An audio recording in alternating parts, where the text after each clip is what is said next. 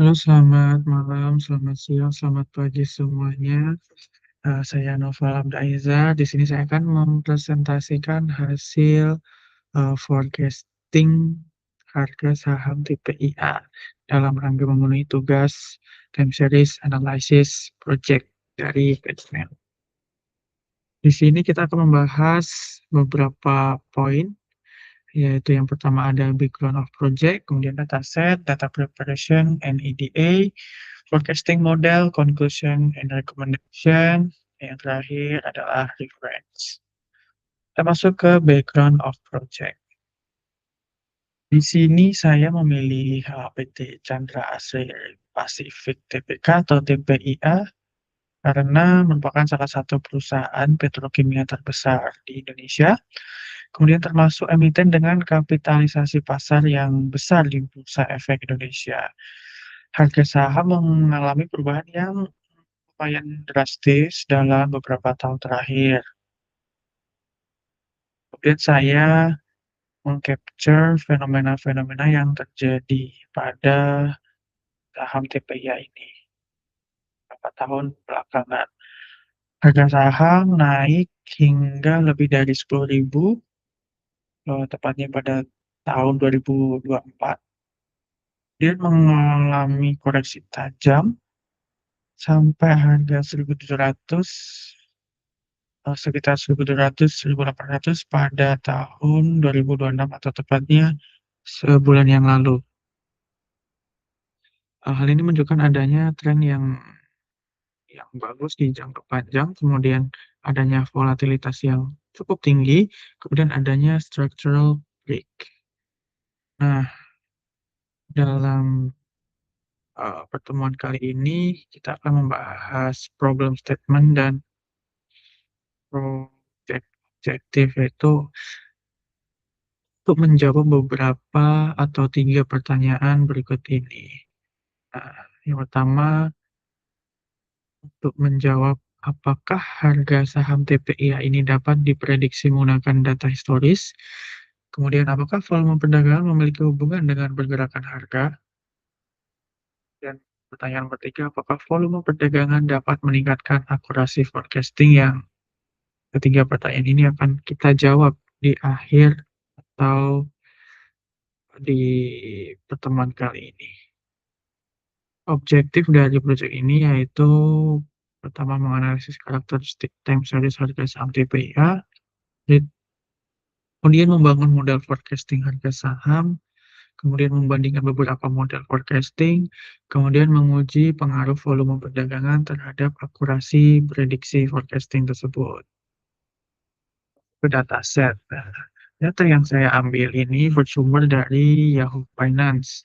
Data tersebut merupakan data publik, ya, atau yang saya pilih itu data harian yang berupa berisi beberapa variabel, yaitu ada tanggal, open, high, low, close, volume. Nah, ini data-data ini, variabel ini yang variabel utama atau yang terpakai ini yang pertama ada date, itu hari tanggal perdagangan, satuannya hari, tipe datanya date time, perannya sebagai indeks waktu karena di time series ini wajib menggunakan ada waktu rentang waktunya ya, pokoknya gitu. Kemudian ini yang harga penutupan, ini variabel yang penting, yang utama, yaitu close. Variabel close ini harga penutupan sebagai variabel dependent atau target forecasting kita. Tipe datanya float, satuannya ya IDR per lembar. Kemudian data yang tidak kalah penting yaitu volume, itu jumlah lembar saham yang diperdagangkan di hari tersebut. Satunya lembar, kemudian tipe datanya itu data integer, dan perannya yaitu variable time series atau pembantu variable dependent tadi. Nah, periode yang saya ambil dari data harian di CDI TPIA ini yaitu mulai tanggal 2 Januari 2015 hingga 11 Juni 2026. yaitu atau sebanyak sekitar 2.815 baris data. Kemudian kita masuk ke data preparation and EDA, exploratory data analysis. Nah, kemudian kita masuk ke pembersihan ya. Setelah kita mendapatkan data, tentu kita akan cleansing data. Sebenarnya data yang saya ambil, yang saya dapat ini cukup bersih, tidak ada duplikat, namun pada awal-awal periode tersebut, 2 tahun 2015, 2016 itu banyak sekali data yang kosong. Itu bisa dikarenakan karena disuspend atau memang saham tersebut tidak liquid, jadi tidak ada apa ya, transaksi, jadi nol. Tapi daripada, membingungkan, mesin atau membingungkan kode Python nanti membacanya itu sebagai apa ya, data yang baca kosong, maka saya memutuskan untuk menghapus data tersebut. Nah, dan cut off data tersebut saya majukan sampai 2017. Jadi data yang ada sekarang, data mulai tahun 2017 hingga 2026. Ya, dari data-data harga tersebut, saya perlu transformasi atau mengubah data yang tadinya, harga rupiah 100 sampai rentang Rp10.000, saya logaritmakan harga dan volumenya untuk menstabilkan varians. Kemudian saya perlu juga mendifferencing harga berubah menjadi return atau selisih log, selisih harga sekarang dikurangi selisih harga sekarang dikurangi harga kemarin, seperti itu agar stasioner. Nah, bisa kita lihat dalam uji stasioneritas atau ADF, hasil harga log levelnya menunjukkan p-value 0,5 dan kesimpulannya tidak stasioner. Kemudian return, p-value-nya 0, kesimpulannya stasioner. Kemudian di direct log volume, p-value menunjukkan 0,092, kesimpulannya datanya tidak stasioner atau marginal. Itu. Lanjut ke exploratory datanya. Ringkasan dari hasil EDA yaitu harga saham TPIA ini perlu transformasi logaritma karena tadi yang saya jelaskan sebelumnya tentang harga asli, harga awalnya kan dari 100 sampai 10.000, jadi rentangnya sangat jauh apabila tidak dilogaritmakan. Apabila dilogaritmakan, maka rentang harganya dari 5 sampai 9 saja, jadi agak kecil bisa dikatakan seperti itu. Dan ringkasan berikutnya itu return harian sudah stasioner dan siap dimodelkan. Selanjutnya terdapat autokorelasi jangka pendek pada lag awal. Kemudian volume perdagangan berhubungan dengan volatilitas harga. Bisa dilihat dari tabel di sebelahnya, eh, lag volume di bawah ini berkorelasi dengan log harga penutupan di eh, grafik atas ya. Kalau kita lihat grafiknya itu searah atau sangat mirip seperti itu.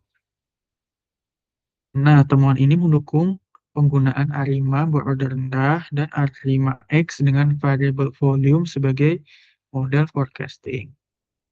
Kemudian kita masuk ke forecasting model.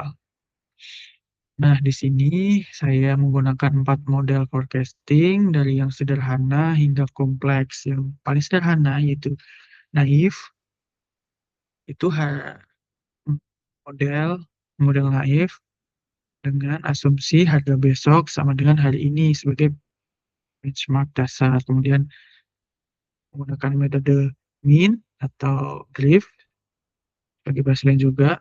Model ini melihat rata-rata pertumbuhan historis, menangkap kecenderungan tren jangka panjang yang agak beda dengan naif, yang menganggap tidak ada pertumbuhan sama sekali kalau naif itu.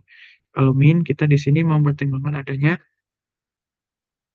rata-rata kenaikan atau pertumbuhan. Jadi harga besok itu adalah harga hari ini plus rata-rata kenaikannya, seperti itu.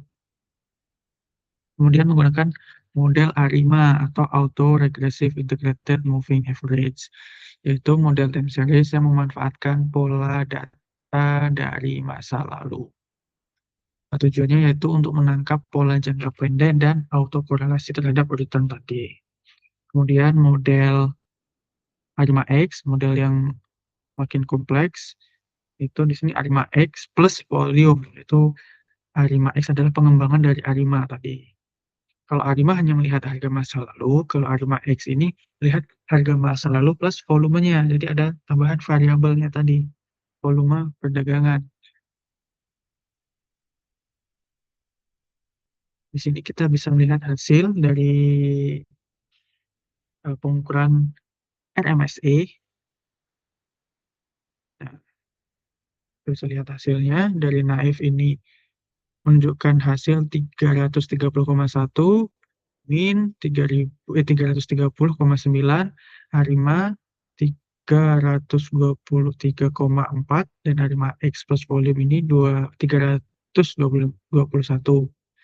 Nah, ini di RMSE ini menunjukkan bahwa semakin kecil nilai RMSE, maka di situ model tersebut atau metode evaluasi forecastingnya semakin akurat. Soalnya kecil semakin akurat. Di sini Arima X plus volume menunjukkan hasil RMSE terkecil dan disimpulkan kita memperoleh Arima X plus volume ini sebagai hasil atau metode yang terbaik di antara metode lainnya.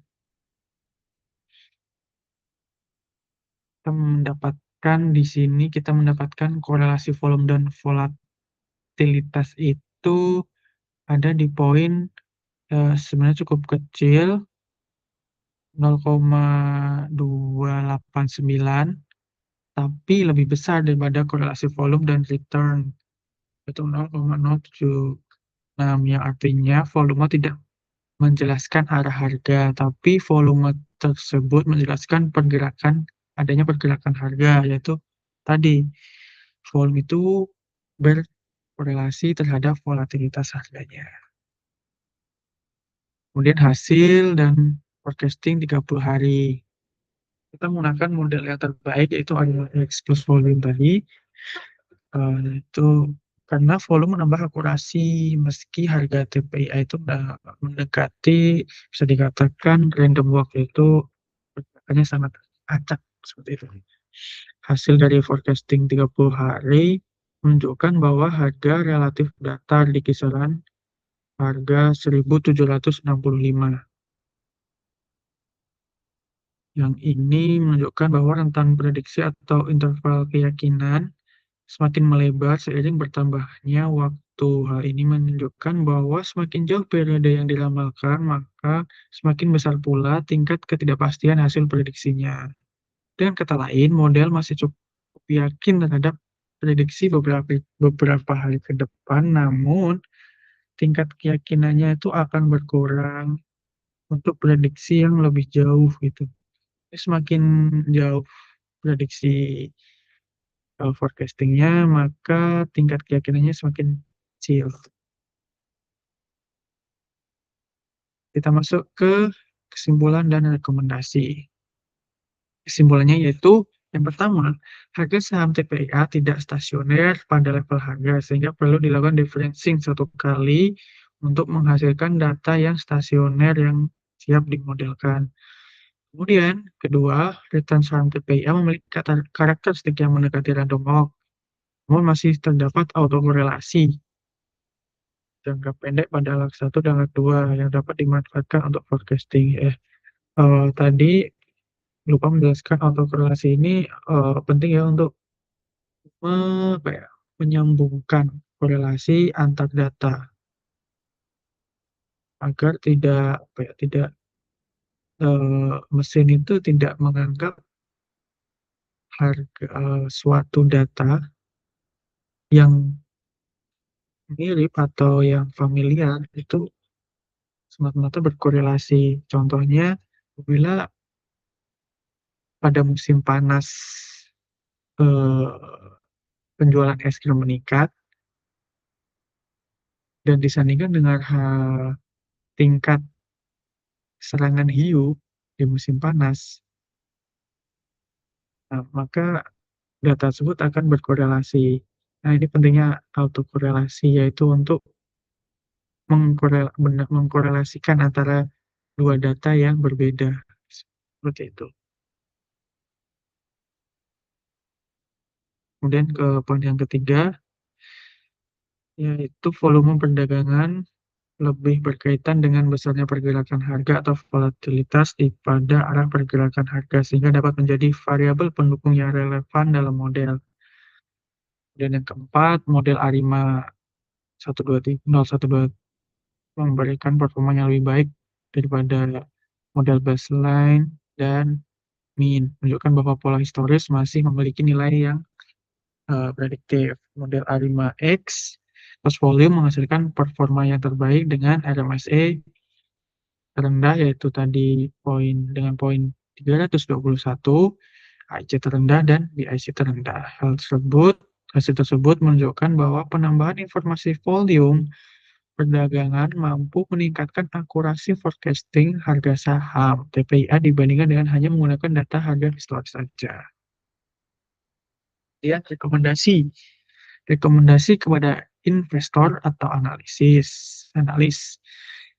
itu menjadikan jadikan volume itu sebagai indikator pendukung lonjakannya, atau menjadikan potensi pergerakan harga besar. Jadi kalau kita melihat uh, pergerakan harga atau melihat volume, kita bisa memprediksi bahwa di sana akan ada suatu pergerakan harga saham seperti itu. Kemudian rekomendasi kepada practice forecasting. Itu model dengan variabel tambahan, misalnya volume, lebih disarankan dari sekedar harga historis saja. Dan rekomendasi kepada institusi keuangan, gunakan ARIMA X sebagai benchmark sebelum beralih ke model ML atau deep learning atau machine learning. Kemudian lakukan pembaruan model berkala mengikuti perubahan kondisi pasar. Saran lanjutannya, tambahkan variabel makro dengan harga komoditas, uji model uji model modern seperti Propet dan LSTM, dan evaluasi di berbagai kondisi pasar. Karena volatilitas harga itu tidak semata-mata hanya dipengaruhi oleh volume tadi. Volume tadi adalah efek dari variabel makro seperti harga komoditas dan berbagai dimensi pasar seperti harga minyak misal atau kondisi ekonomi dan lain-lain. Karena itu berpengaruh juga terhadap harga sahamnya tentunya. Kemudian kita masuk ke poin terakhir, bab terakhir yaitu reference atau definition itu apa reference? Terus, nah inilah poinnya reference sumber-sumber. Sini ada banyak sumber yang saya jadikan acuan. Ada Box, ada Brownlee, ada Dickey, ada McKinsey, ada Ridley Gosa, ada Siebel, ada Taylor, ada Yahoo Finance. Ya, mungkin sekian dari saya. Apabila banyak kesalahan saya mohon maaf. Assalamualaikum warahmatullahi wabarakatuh.